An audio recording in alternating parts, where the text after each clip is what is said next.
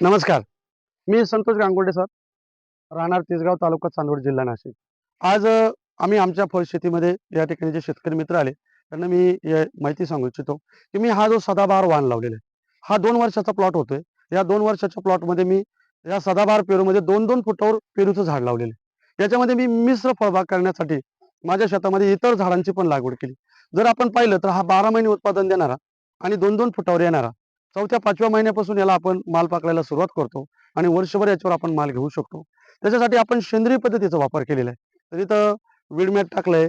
याला आपण जे काही रासायनिक खतं ते पूर्णपणे बंद केले आणि सेंद्रिय शेतीवरच ही शेती केलेली. 2-2 फुटावर हे फळ येतं. तर या पेरूचं वैशिष्ट्य असं आहे, याला आपण स्टॉप आणि गो पद्धत वापरतो. स्टॉप आणि गो पद्धत म्हणजे काय? याला आपण आता इथं कट केलंय. कट केलं की याला 2 फांद्या येतात आणि 2 फांद्याला याला लगेच कळ्या आणि फुलं यायला सुरुवात होते. जसं तुम्ही जर बघितलं, तर बघा या झाडांना कट केलंय. यांना लगेच फांद्याला फुटवा फुटलाय आणि याला कळ्या पण आलेल्या आहेत. याच्याबरोबर ह्या कळ्यांचं रूपांतर मोठ्या कळ्यांमध्ये होतं आणि याला 3-3, 4-4 फळं यायला सुरुवात होते. मग आपण काय करतो, 2 फळं काढून टाकतो आणि 1 फळ ठेवतो. हे फम पिशवीला लावायला फळ आलंय. आता त्याच्यावर फम पिशवी लावली आणि याच्या खाली जर बघितलं, तर इथं माझा मोठा पेरू झालाय. हे बघा 100, 200, 250, 300 आकाराचे पेरू आहे. जर मी इथले काही पेरू तोडले, हे बघा हे खाली पेरू आहे. पेरू जर आता आपण तोडलेले बघितले, तर बघा हे अशा मोठ्या-मोठ्या पद्धतीनं हे पेरू आपल्या या शेतामधून आपल्याला मिळतात. आज 3 जानेवारी 2025चा हा सकाळची सुरुवात. बघा पेरू किती सुंदर आहे. तर अशा पद्धतीने हे 300, 350 आपण 1000 ग्रॅमपर्यंत हे पेरूची साईज बनवू शकतो. म्हणजे हा पेरू खायला गोड आहे, बिया कमी आहे, त्याची टिकवण क्षमता जास्त आहे, शुगर फ्री आहे. दुसरी गोष्ट अशी आहे की 12 महिने उत्पन्न येत असल्यामुळं जेव्हा पेरूचा खूप मोठ्या प्रमाणात लॉट येतो आणि त्यावेळेस पेरूला दर पडतो. यावर्षी तर खूप कमी दर झाला होता. पण आज मी हा ₹35 किलोनं पेरू दिलेला आहे. जागेवर व्यापारी येतो किंवा मार्केटमध्ये सुद्धा आज ₹40 पर्यंत भाव आहे. गेल्या वर्षी मी ₹120 किलोपर्यंत पेरू विकले.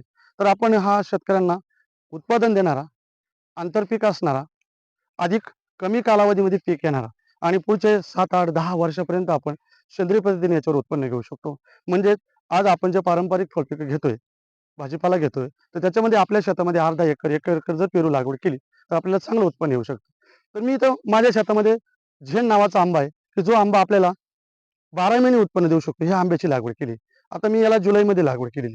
तर हे आंबे सुद्धा आपण कटिंग घेतो. याला पण बहार यायला सुरुवात झाली. त्याच्याचबरोबर मी इथं नारळाचं पण लागवड केली. दर 10 फुटावर नारळ आहे. प्रत्येक 10-10 फुटावर जर पाहिलं, तर नारळाची लागवड आहे.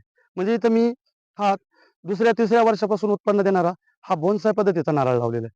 आणि त्याच्याच शेजारी मी प्रत्येक ठिकाणी 4-4 फुटावर मोहगणी लावलेली. आता हे मोहगणीचं पण झाड आहे. जर बाजूबाजूला जर बघितलं, तर माझ्या दीड-दीड वर्षाच्या मोहगणी ह्या 10 ते 12 फुटापर्यंत उंच झाल्या. तर मी ह्या वर्षी या जून-जुलै महिन्यामध्येच इथं मोहगणीची पण लागवड केली. तर माझं हे 3 एकरचं क्षेत्र आहे.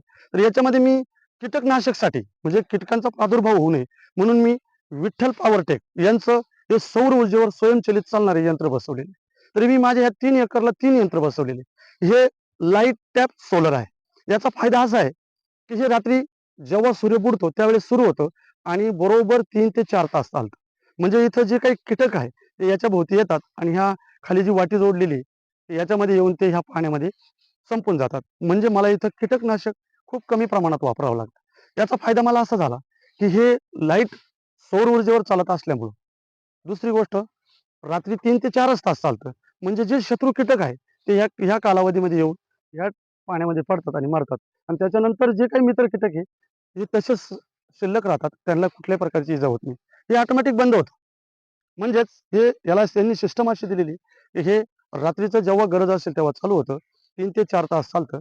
त्याच्यामुळं माझ्या फवारण्या कमी झाल्या.